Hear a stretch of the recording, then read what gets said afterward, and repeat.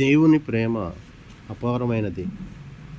అది ఆకాశం కంటే ఎత్తైనది, సముద్రం కంటే లోతైనది. అది మానవ ఊహకు అందని ప్రేమ. దేవుని ప్రేమ అగాపే ప్రేమ, స్వార్థం లేనిది, ఫలితం ఆశించనిది, త్యాగపూరితమైనది. దేవుని ప్రేమ యోహాను సువార్త 3:16 ప్రకారం, దేవుడు లోకమును ఎంతో ప్రేమించాను కాగా తన అద్వితీయ కుమారుడిగా పుట్టిన వాని యందు విశ్వాసముంచు ప్రతివాడు నశింపక నిత్యజీవం పొందినట్లు ఆయనను అనుగ్రహించడం రాయబడి ఉంది. దేవుడు లోకాన్ని ఎంతో ప్రేమించి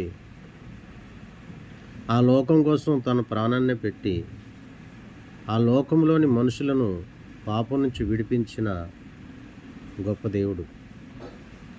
ఆయన ప్రేమ నిస్వార్థమైనది, షరతులు లేనిది, స్వచ్ఛమైనది. రోమాధ్యాయం 5వ అధ్యాయం 8వ వచనం ఇలా వ్రాయబడి ఉంటుంది.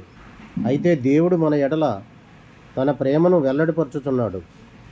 ఎట్లనగా మనం ఇంకనూ పాపులమై ఉండగానే క్రీస్తు మన కొరకు చనిపోయాను. మనం పాపులమై ఉండగా మన కొరకు ఆయన చనిపోయి పరలోకానికి వెళ్ళి దూతల మీద, అధికారుల మీద, శక్తుల మీద అధికారం పొందుకొని ఆకాశంలోను భూమి మీద నాకు సర్వాధికారం ఇవ్వబడి ఉన్నది అని ఆ అధికారంతో మన పాపాలు క్షమిస్తున్నాడు. దేవుని ప్రేమ మనల్ని ఎన్నటికీ విడిచిపెట్టదు. దేవుని ప్రేమ మనలను ఆదరిస్తుంది, బలపరుస్తుంది.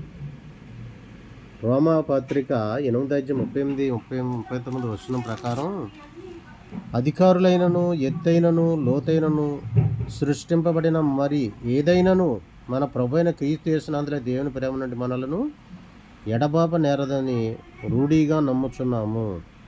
అధికారులైనను, ఎత్తైనను, లోతైనను సృష్టించబడిన మరి ఏదైనా ప్రభువైన క్రీస్తు యేసునందుల దేవుని ప్రేమ నుండి మనలను ఎడబాప నేరదు. దేవుని ప్రేమ మనలను ఎడబాపదు. అది ఎత్తైనది, లోతైనది. దేవుని ప్రేమ మన జీవితాలను మారుస్తుంది. ఈ ప్రేమ మనలో దయాగుణాన్ని, క్షమాగుణాన్ని, దయను, సహనాన్ని పెంచుతుంది. 1వ యోహాను 4:9 ప్రకారం, ఆయన ద్వారా జీవించినట్లు దేవుడు తన అద్వితీయ కుమారుని లోకంలోనికి పంపెను. దీనివలన దేవుడు మన యందుంచిన ప్రేమ ప్రత్యక్షపరచబడెను. ఆయన ద్వారా జీవించడానికి దేవుడు తన అద్వితీయ కుమారుని లోకంలోనికి పంపించాడు. ఆయన ద్వారా తన సన్నిధానంలోనికి చేర్చుకున్నాడు. ఆయన మన యందుంచిన ప్రేమ ప్రత్యక్షపరిచాడు.